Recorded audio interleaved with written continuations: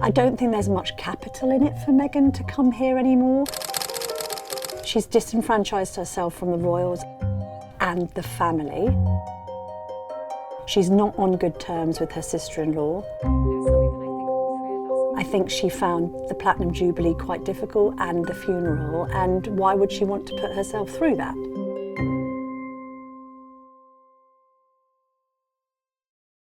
Well, we have finally got the answer to the question of whether Harry and Meghan are going to the coronation, and the answer wasn't that surprising, the idea that Harry would go and leave Meghan behind with the children, Prince Archie and Princess Lilibet, because of course it is Archie's 4th birthday that day.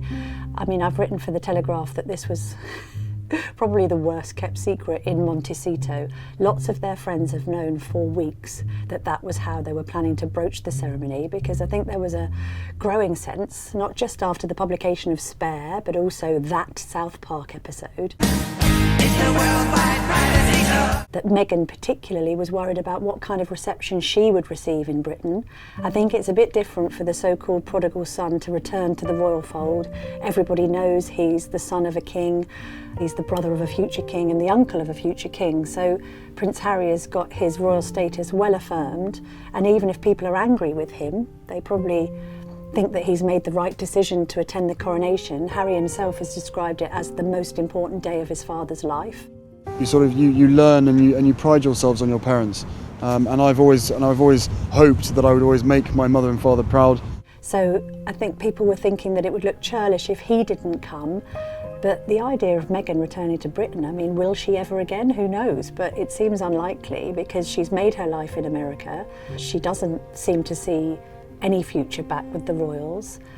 And that's interesting, isn't it? Because most of the damage has been done by Harry here.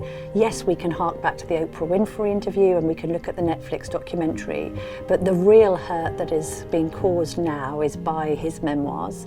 And let's analyse the situation with the son and his father and his brother. There's a different kind of story being played out here, I think. As his father, the king is always going to be forgiving of Harry, because anyone who's a parent knows it's quite hard to not forgive your children, even when they do irretrievably hurtful things to you. At the end of the day, you still have a place in your heart for them. So we keep on hearing about how there's been this, what some people have described as a game of transatlantic ping pong going on between Montecito and Buckingham Palace, with a view to coming to an arrangement for the coronation that suits both sides. That arrangement is that Harry comes by himself without Meghan. He's going to have a pretty scaled down role in this celebration. He's not going to be in the procession. He's not going to be taking part in other coronation activities, like for instance the concert at Windsor Castle. He isn't going to be making an appearance, we don't think, on the Buckingham Palace balcony. So you could argue it shows a degree of magnanimity from Harry to have agreed to come under those terms. Prince Harry, I love you! I love you! What is the body language going to be like between William and Harry? Well, I think it's again going to be difficult. It's going to be shades of the Duke of Edinburgh's funeral, the Platinum Jubilee celebrations, the Queen's funeral, in that they're going to obviously put on a good show and they're going to put on a front of sorts, because that's what royals do. But let's not pretend that the situation between William and Harry is great. It's not, it's really bad. They've barely spoke during Queen Elizabeth's funeral. Harry wrote that in his book. There hasn't been much contact between them at all since Spare hit the bookshelves. Clearly there's a huge amount of acrimony, not just between William and Harry, but also Kate and Meghan, much of which has been detailed in Spare. So the whole thing's quite awkward, and quite a few people in royal circles are doubtful as to whether that brotherly relationship can be repaired. You could argue, on the other hand, the coronation does provide a good opportunity for a royal rapprochement. It's difficult to kind of kiss, cuddle and make up at funerals because everyone's very, very sad. The coronation is, at the end of the day, a cause for celebration. Will that lift the mood? Will that make the royals want to come together united? Charles is trying to bring Prince Andrew a little bit in from the cold. All 4 siblings spent Easter together.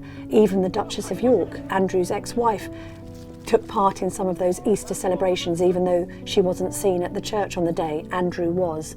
It's kind of a rare public appearance from him. I think there's a sense behind the scenes. Somebody spoke to the fact that the king is employing a lot of EQ, a lot of emotional intelligence in trying to make sure that the House of Windsor does seem like it's united and not at war. Will that play out at the coronation? I mean, there'll be lots and lots of people watching, particularly any interaction, if there is some, between William and Harry. And it would be odd if there isn't. This is the other thing. The royals might think, well, in order to avoid any conflict, let's just avoid each other. You've got a global audience of billions watching these dynamics play out. It's going to look really odd if these once inseparable brothers don't exchange a look, let alone a word, on their father's big day. So I would humbly suggest there's going to be the wearing of a lot of royal big boy pants in order to get over some of these difficulties and make sure that everyone is all smiles on the day for the king and the queen consort. As far as Meghan's concerned, look, she has been quite lesser spotted in recent weeks and months. We saw a great deal of the couple before Christmas because of Netflix 6-part documentary. At some points last year, actually, there was no escaping Meghan. She was on podcasts, she was doing this, she was doing that. How on earth did I get here? Since Spare came out, we've barely seen her. We've written pieces saying it's interesting that she's kept such a low profile during the promotional tour for her husband's book. Where? Doesn't it make more sense to hear our story from us? My colleague Victoria Ward wrote a piece saying that she kind of wanted Harry to own that and took a step back from it. My other colleague Gordon Rain has written a piece saying that she's concentrating on the 3 Ps, which is planning, parenting and podcasting, and she's in the background planning this relaunch. I had spotted that she had, we think, kind of reinvigorated her Instagram feed. @Meghan has been relaunched, but she hasn't posted anything on it yet, and there's this idea that she's going to do this kind of Martha Stewart meets Kim Kardashian thing online of relaunching The Tig, which was her old lifestyle blog, and then ramping up her social media. Why didn't Meghan come to the coronation?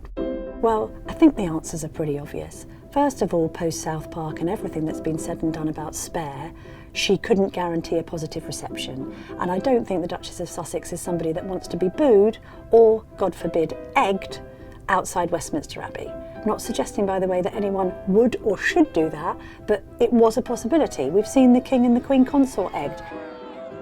Second of all, she said to Oprah Winfrey, the only title I really care about is Mum. And I think she wouldn't want to be apart from her children, not least when it's Archie's 4th birthday. I don't think there's much capital in it for Meghan to come here anymore. She's disenfranchised herself from the royals and the family. She's not on good terms with her sister-in-law. I think she found the Platinum Jubilee quite difficult and the funeral, and why would she want to put herself through that? Also, at the end of the day, blood is thicker than water. These are Harry's relatives.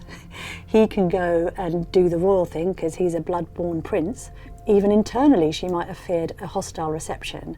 So I just don't think there was much in it for Meghan to come to the coronation, and that's why.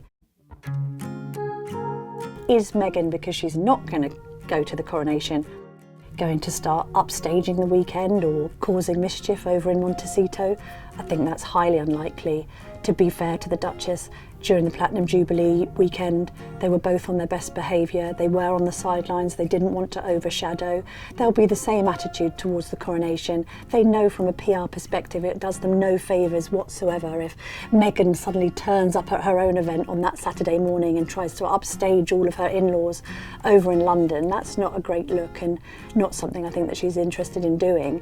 I think she's lying low because she is planning the next stage in her career. She's the mistress of reinvention, so she can, to be fair, segue into this Martha Stewart stroke Kim Kardashian position as a celebrity in Hollywood and beyond, and probably do quite well in America. I think the biggest question mark actually is over what Prince Harry does next. Because what we've seen is he's been hugely successful at selling Spare. It's still on the bestseller list because, frankly, it's a sensational read. It's a royal reporter's dream of revelations about the royals that you couldn't even imagine getting. So, in that regard, he's done well, but all of his success is obviously kind of dependent on his relationship with the royals. How does he move forward from that? She's naturally at home in the US because it is her home. Is it his? He seems to me to be a bit lost. I've written this. It's interesting he came back for the High Court case against the Associated Newspaper Group, because he belongs a bit more in Britain. It's more of his natural home, even though he's had a very difficult relationship with England over the course of years, and he's said some quite negative things. He did say about the coronation, look, it will always be my mother country and also always have a great deal of love for it. So I think perhaps you could say that Britain is the third person in the Sussexes' marriage, and Harry's going to have to keep on coming back here. But Meghan doesn't. She doesn't ever need to return to the UK again if she doesn't want to.